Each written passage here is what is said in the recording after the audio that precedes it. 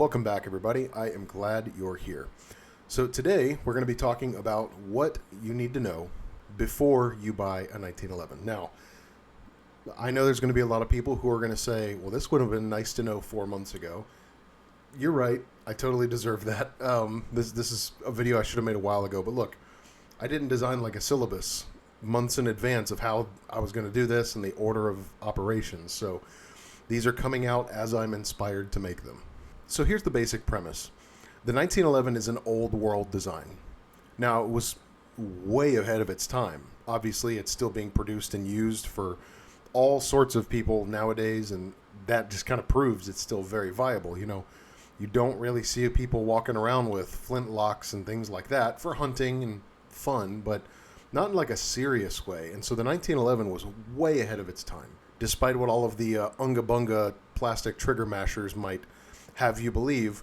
They're still a very viable option. They are a reliable martial instrument. However, they are only that for those who can think.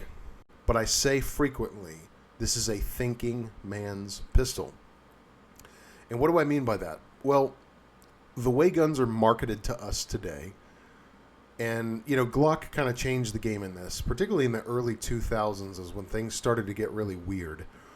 You know, with the explosion of YouTube and then guns on YouTube and that, you know, that whole thing.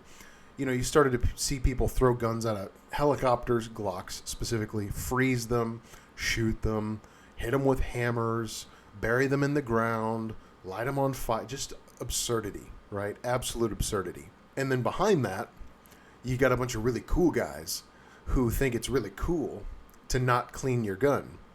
And what it is bred is a mentality in the shooter's world where you snatch the gun out of the box, you don't clean it, you run it, it's horrible, you throw it in your toilet at the end of the day, and just this stupid things. And all you got to do is mash the trigger, right? And I think all of this is very unwise and silly, and it's pageantry. It draws out the most unintelligent of people to that way of thinking. And here's the reality. The 1911 is just not that gun. Now, people might say, well, that makes it unreliable. Well, when you make the standard everything we just talked about, then yes, you can call it unreliable. But when you actually understand your firearm, you take care of your firearm, and you know how to basically keep it running, it's just as reliable as anything else. You know, I have shot, I don't even know how many tens of thousands of rounds. I couldn't tell you. I don't even have a good guess. And I have found my 1911s to be as reliable as anything else. But then you have people kind of sliding sideways, and I've been getting a lot of them lately. Feels a little coordinated, which I always enjoy.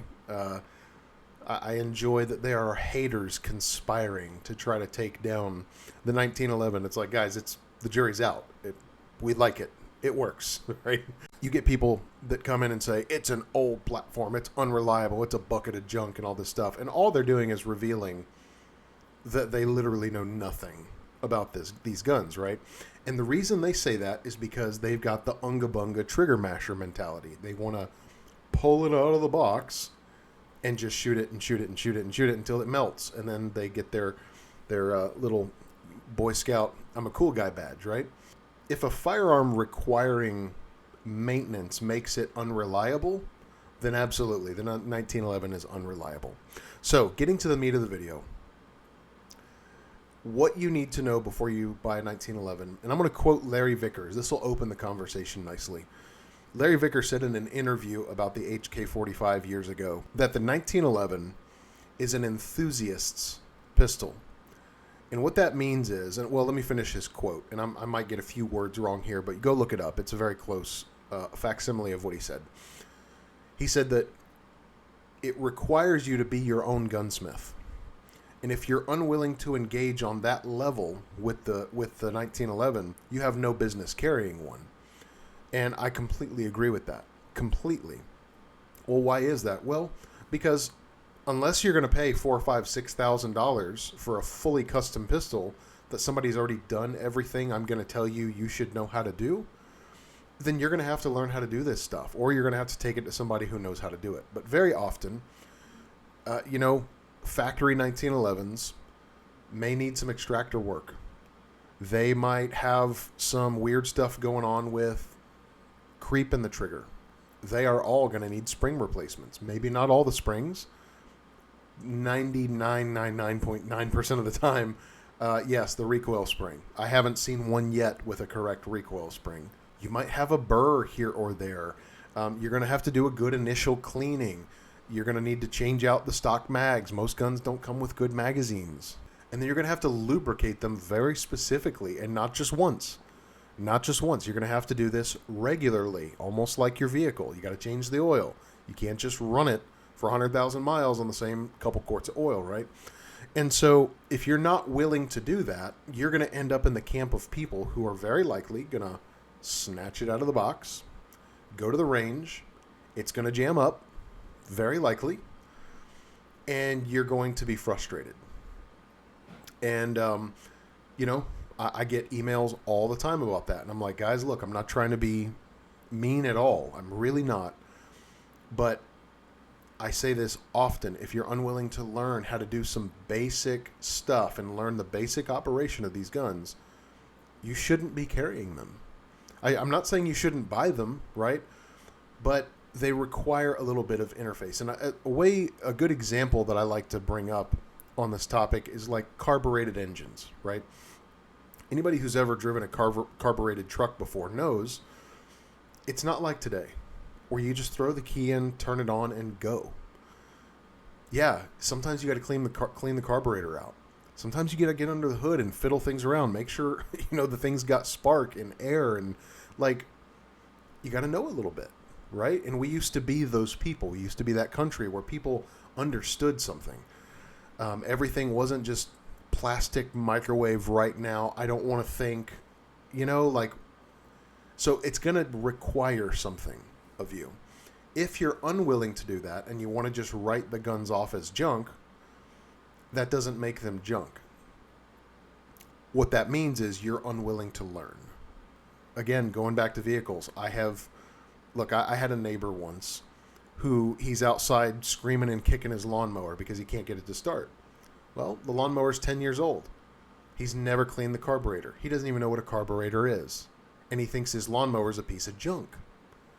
It's not a piece of junk. It's a carbureted engine. You got to take the carburetor out. It's not hard.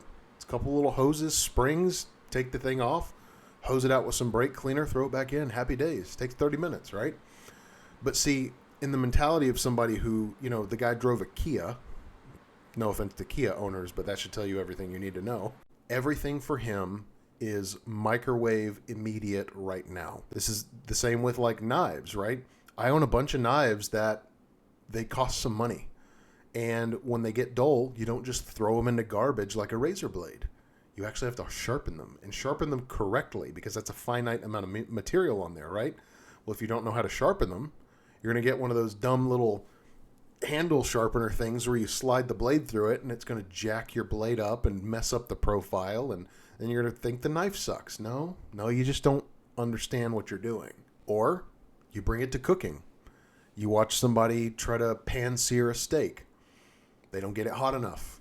You guys already know where I'm going with this. My steak aficionados. They end up boiling it, and they're like, oh, what a bad cut of steak. No, you just don't know what you're doing, right? And I'm not trying to sound like I know everything or anything like that. I'm just saying, like, all of us have to learn. And I think too often we end up going into it with this mentality where it's like, well, it should just work. Somebody else should have to do my thinking for me. And the 1911 is just not that gun. Now, if you got the money, if you want to spend the money, yeah, send it off to somebody who knows, get it right. But look, I mean, using, several of my 1911s, my Springfield 1911, which I don't have it with me right now, I have minimum 12,000 rounds through that gun, probably closer to 14, 15. That gun runs as well as any plastic fantastic that I own or have ever owned. It just runs. I don't even think, when I go out to the range, it's not in my mind, boy, I hope this works. I never think like that. I never think like that with 1911s. I mean, this year alone, I've probably fired in the past 6 months, 10,000 rounds out of my 1911s. Failures are a rare day. In fact, you can go back through my videos. Most of it's on camera. There's like 5, maybe. I mean, my Glock 19 has failed more this year than my Springfield Armory 1911 has. And they've shot about the same amount of rounds. And why is that? I set that gun up more than 10 years ago, and it's been great ever since. And that's the story with a properly set up 1911. Now, we're getting better. Factory 1911s are getting a lot better. You know, you guys saw my recent video on a new T-Sauce that I bought. That gun's fantastic. It's the best setup factory 1911 out of the box I've ever experienced. Ever. The extractor was dead on. The sear spring tuned perfectly. The trigger brake, crisp. Everything was great. Like, all I did was change the recoil spring, and I did profile the bottom corner of the extractor, just because it's something I like to do. But everything else, great. So manufacturers are getting the idea that those 1911 guys like us, who are very discerning and picky, make noise about this stuff. And they're starting to tune these guns properly from go. And really, honestly, T-Sauce is doing like some old world 1911 tuning. The past 3 guns that I've seen out of them in the past like month or two, man, I gotta say, like, somebody who knew what they were doing set those pistols up. And it's like not just set them up well, it's like I can improve on it. So that is the big picture. If you want to get into 1911s, they are very reliable as anything else. But this is just a fact of life. They're an old design. Somebody did not do the thinking for you. You're going to have to think. You're going to have to learn. And you know what that might mean? You break some parts. That might mean that you end up having to take the thing to a gunsmith because you boogered it up. Been there, right? That's how you learn. You got to break stuff. But look, this is why I started the Patreon, because we have videos up to show people how to do these basic things. And I got to tell you, we're up to 94 Patreons now. And I hear almost every day, man, I watched that video. Now I get it. Took my gun to the range. 200 rounds, 0 issues. That's what I want. I hear this all the time in my comments on videos. Hey, man, I bought that thing, did what you said. It worked. 200 rounds, 300 rounds at the range, 0 issues. I hear this all the time. Almost every single time. And I'm going to say like 9 out of 10. When I have somebody comment on a video and say, hey, I bought that thing you recommended and took it to the range, got this failure, that failure. And I go, okay, what springs are you using? What mags are you using? Did you lubricate it? Almost every single time. Like 995 times out of 1,000, they didn't do the big 3. They're using stock crappy mags, stock crappy springs. They didn't lube the gun up, or they lubed it with CLP like a jagweed, right? This is consistent. But then when I reply to their comment and say, hey, go get you some Springfield, Colt, Kimber, Checkmate, Ed Brown mags. They're all made at the same factory. The best mags, right? 7 rounders. Don't get the 8 rounds. I know. Tactical guys are just going to flip out. Get you a Wilson Combat 16-pound recoil spring. Lubricate the thing up with something good like Militech, Slip 2000, one of these quality oils, or 5W30. Just something that's not CLP or REM oil. Those are too watery. They burn up immediately. Those are like cleaning and storage. They don't do great for shooting, at least not long term. And when I suggest those things, very often I get people replying saying, hey, I did what you said, fixed it right up. The gun's been running great. Don't take my word for it. Go dig through my comments. You will find... look, at this point, I think my channel has like 7,000 or 8,000 comments. More than that. It's got to be more than that. Every single day. These are the kind of reports that I'm getting. It's like, hey, I did what you said. Now, it's not because I'm super smart or wise or anything. I'm standing on the shoulders of giants, right? But the bigger point here is the people that go into this like, I'm just going to buy the gun and go shoot it. Yeah, they often don't do super well. The people who go into this and go, okay, How do I test my extractor? Okay, cool. I watched that video. That's got good extractor tension. Okay, change the mags out. Need good mags. That's really important. Okay, I swapped out the recoil spring. And then I lubed it up. Like, did I do it right? The going through that, having a mechanical mind, being analytical, really checking your stuff out, and learning something new. Gosh, I just hate how rare that is, that people want to learn something. When you go through that, you tend to see those people, not tend, always see those people, it works out for them. Now, there are instances where somebody, gets a lemon? Of course, and I hate that. I hate it when it's something I suggested, and, somebody like T-Sauce screws the pooch, and, of course, man, I feel bad about that. Thank God they have really good customer service and warranty. I've had about 2 people, maybe more, have something like that where it's like something just weird. And I'm like, look, I can't look at it. This is hard to diagnose through a YouTube comment. I would send it to them. And then they reply back, hey, they turned it around in a week, fixed it right up. Everything's been great. So all that to say, I just want you guys to be aware that you need to be thinkers. You need to really study these guns, understand how they tick, because you are your own mechanic. You've got to know how these things work. Again, unless you want to pony up the money and take it to somebody, that's fine. But these are a thinking man's pistol. That's inescapable.